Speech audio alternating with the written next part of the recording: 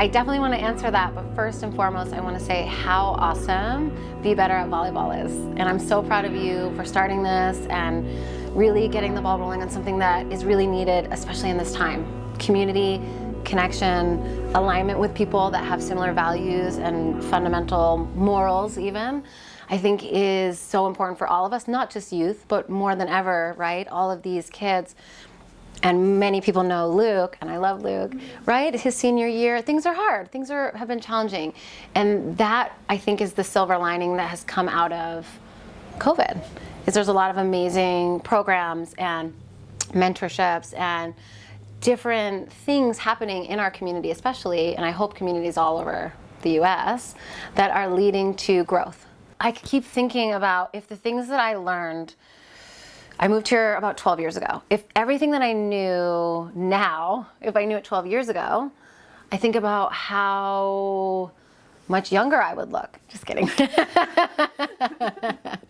No, but I mean, it was, it was really funny because when I was studying and I was pre-med, we, it pains my heart to say this, but, we used to study, we'd be studying like all hours, drinking Red Bull. And I don't know if you know this, but then I would go outside with other people pre-med and we would smoke cigarettes. Why? Right? Like, and that was a part of the culture. That was a part of that, but that doesn't have to be that way. You don't have to be medicating yourself to study well. You don't have to be putting all that strain on your body to study well. You don't have to torture your body and not do rehab to be a good athlete, right? It's not all go, go, go, right? You have to take those ebbs and flows back. And I feel like what has been great about teaching yoga is that I am in front of an audience, but I can also say like, hey, I'm just a human being. Like I still make mistakes, but I try to consciously make good decisions as much as possible. And sharing that with younger people is amazing. I have so many patients that are 14 and 15-year-old athletes, and 16, 17, but I have right now an abundance of freshmen.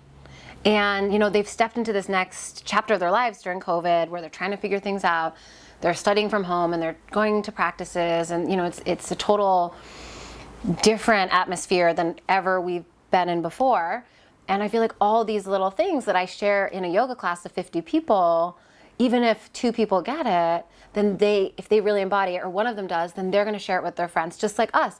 And not to promo Aura Ring, but we love Aura Ring, and Wendy got me on it. And now I have like 12 patients with the Aura Ring since I've had it, And when we talk and we share and we do things like this, it's helping our friends, which in turn they help their friends. And it's this ripple down effect of this collective consciousness of being more mindful and aware. Absolutely. I think it's so important to destigmatize asking for help or doing different rehabs or different exercises, or I guess rehab is the best word I can think of right now. I don't really like using that word because it feels like it's a negative thing for some reason. Like I feel like there's this connotation, but that's why I think Michael Phelps was so amazing, because he was like, no, doing cupping or doing these different things is amazing, right? Doing different therapies is amazing for you, and you can go further. In yoga, a lot of times I'll see people trying to reach for their foot and they can't quite reach. But if they use a strap, a little bit of support, they can get their foot. And even when they're holding the strap, they'll eventually crawl down to reach their foot. But they need to have that little extra help to then get farther. But if they just keep reaching, it's going to take, I've seen it for over a decade, it takes way longer to get to reaching your foot if you don't use support, right? So it takes longer to get where you're going if you don't lean on your people, your community. And so a lot of times people come to yoga and they'll come to yoga sculpt first. They'll come for like the weights and the crazy and the core and the jumping jacks and all of that. And it's been really fun being back in the studio the last month because I'm teaching 2 yoga sculpts a week. And I had the best compliment the other day. One of my patients was like, your yoga sculpt class is sculpt and it's hard and there's this aerobic whole element to it. She's like, but it's still yoga.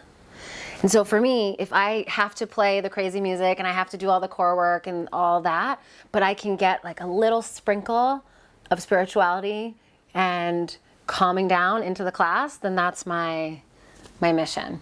And I think that being in those times, like getting the athletes in, whether it is based on they're trying to just be in the heat or come for a more relaxing class, you kind of not that I'm trying to trick anyone, but we use what gets them in the door to help them go deeper into their physical body, into the mind-body connection, and into just knowing who they are as a person. Be Better at Volleyball has so many great components, and I'm really excited to be a part of its journey. I love that we're going to see how these athletes change, not just in their physical bodies, but really how they get in touch with their nervous system, how they feel their emotions and how they relate to their nervous system, how it shifts their playing and their capacity for growth, and really how they connect their mind, body, and spirit, really how that all comes together. And seeing that and shift within them is really going to change them into being better human beings. And I can't wait to see it.